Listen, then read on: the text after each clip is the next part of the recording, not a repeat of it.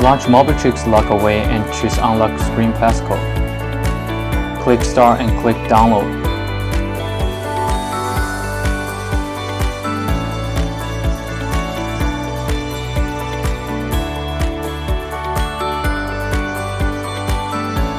Click here and start unlock process. Click Start Unlock.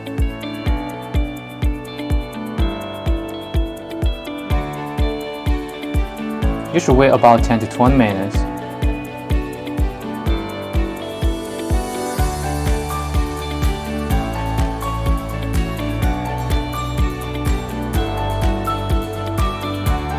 So here is just a simple setup as you get a new iPhone.